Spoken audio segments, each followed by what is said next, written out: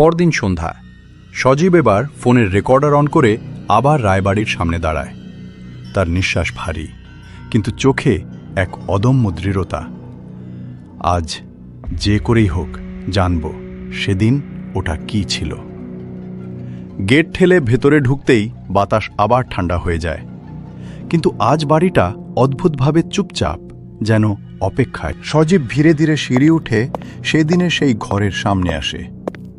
দরজা আধ খোলা, টর্চের আলো দরজার ফাঁক দিয়ে ঢুকতেই সজীব চমকে ওঠে।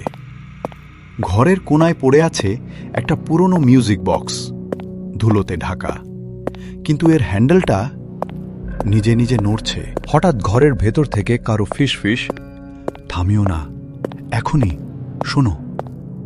সজীব টর্চ নামিয়ে দেয়, চোখ বড় হয়ে যায়। মিউজিক বক্সের ঢাকনা ধীরে ধীরে নিজে নিজে খুলে যায়।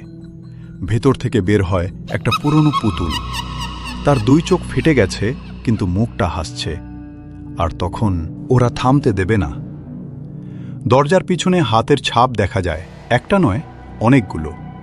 সব হাতের ছাপ ধীরে ধীরে দরজার ওপরে উঠে সজীবের দিকে আসতে থাকে।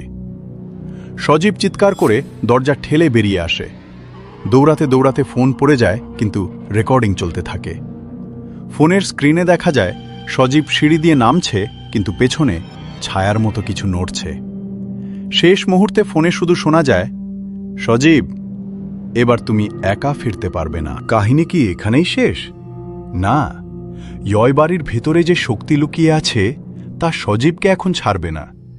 সে পালাতে চাইলেও পারবে না, কারণ মিউজিক বক্সের সুর আজ রাত থেকে তার ভেতরেই বাজবে।